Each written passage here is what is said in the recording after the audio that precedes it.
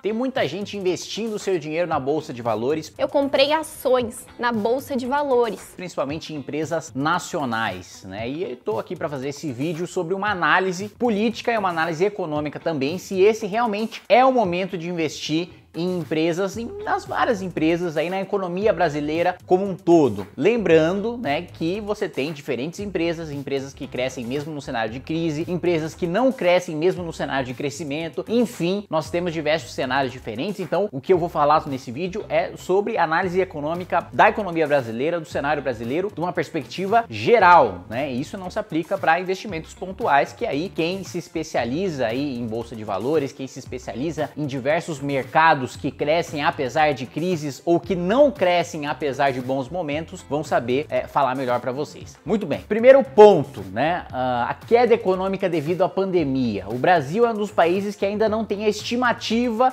do quanto de fato vai ser a queda do PIB, da atividade econômica no ano de 2020 em razão da pandemia do coronavírus, né? Isso porque nós já temos dados consolidados, por exemplo, dos Estados Unidos, né? Que em termos anualizados já tem 32,9% de queda. O Brasil ainda não tem a consolidação desses números, e se vocês querem saber a minha opinião, minha estimativa, né, vendo o que acontece no Congresso Nacional e mesmo da atividade econômica pelo país, vai dar merda, vai dar merda, vai! As expectativas estão superestimadas. As pessoas estão achando que o país vai crescer, que o PIB vai cair menos do que ele vai cair, né? Tem estimativa aí de que vai cair 4, 5, 6%. Na minha avaliação, a gente está tranquilamente falando de 10% na queda no PIB, no mínimo 8%, né?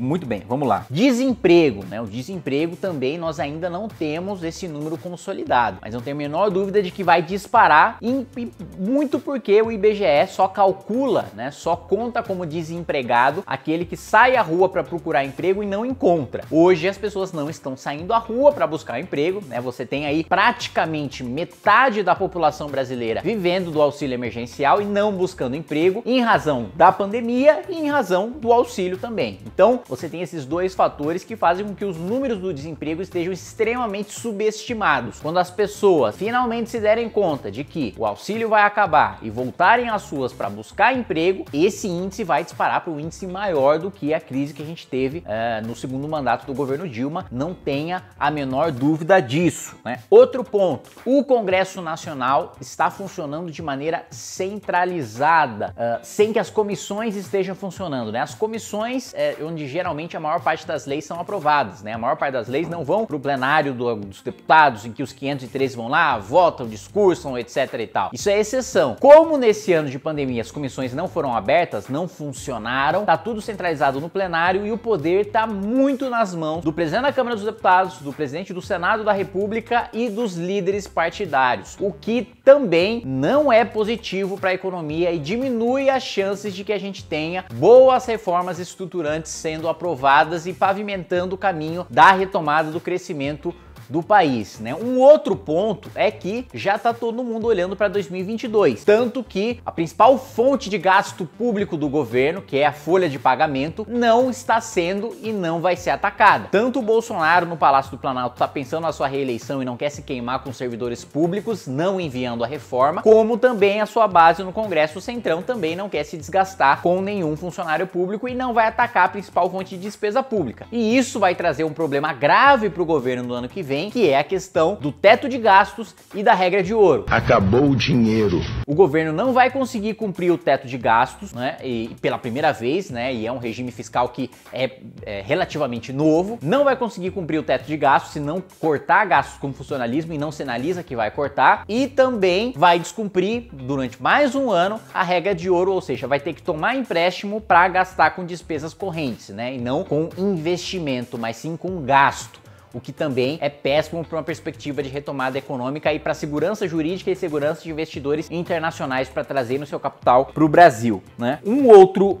ponto também extremamente sensível é a questão da reforma tributária. Tem muita gente que já dá agora vai, o governo mandou a reforma, agora o debate vai começar e vai ser aprovado, né? Muita gente falando, inclusive o próprio presidente da Câmara, Rodrigo Maia, falando que a reforma vai ser aprovada nesse ano. Duvido muito que isso aconteça, primeiro, porque você tem uma reforma extremamente complexa, sendo debatida num sistema remoto, né? E como eu já disse, tem todas essas dificuldades de você decidir as coisas à distância. Os próprios deputados discordam entre si sobre qual modelo adotar de sistema tributário. Os senadores discordam da proposta que está sendo debatida na Câmara, tanto que você teve aquele imbróglio, formou uma comissão mista, e aí começou a funcionar a comissão da Câmara, depois começou a funcionar a comissão do Senado, aí depois parou tudo para voltar para formar uma comissão mista e aí começar a tramitar junto. Você já tem essa discordância, e tem uma discordância maior ainda, que é do próprio governo, que mandou uma reforma que atrita completamente. Se a reforma da Câmara já é diferente da do Senado, a do governo é completamente diferente da Câmara e do Senado, incluindo tributação de lucros e dividendos, que nenhuma das reformas, nem da Câmara nem do Senado previam, e também a CPMF, que tanto Câmara como Senado rejeitam. Ou seja, os deputados discordam entre si sobre o modelo tributário a ser adotado, que discordam com os senadores, que discordam com o Palácio do Planalto, que discordam com os deputados e senadores. Não tem nenhum tipo de consenso e o debate não está maduro o suficiente no Congresso Nacional para que tenha ambiente político para aprovação de uma reforma tributária que seria fundamental, né? Seria um dos primeiros passos depois da reforma administrativa para a gente ter uma retomada econômica, principalmente na indústria, que mais sofre com o nosso modelo tributário arcaico,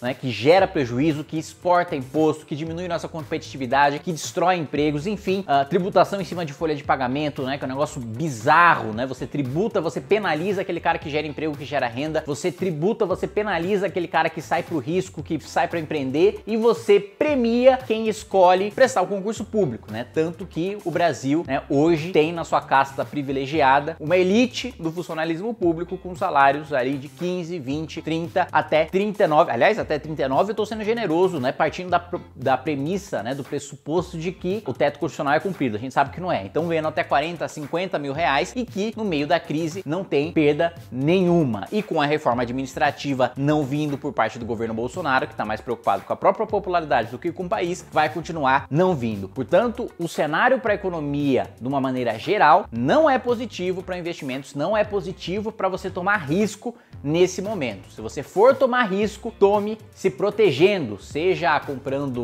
ouro, seja comprando uma moeda estrangeira ou, enfim, tomando alguma medida para que você não fique descoberto no seu risco e também só investindo aquilo que você está disposto a perder. Jamais, né, vendendo casa, vendendo carro, coisas que você precisa para o seu dia a dia, para o seu trabalho, contando que o seu investimento vai dar um retorno garantido. Então, há muito cuidado, porque a gente está num momento muito difícil e não vai ter ganho fácil para ninguém.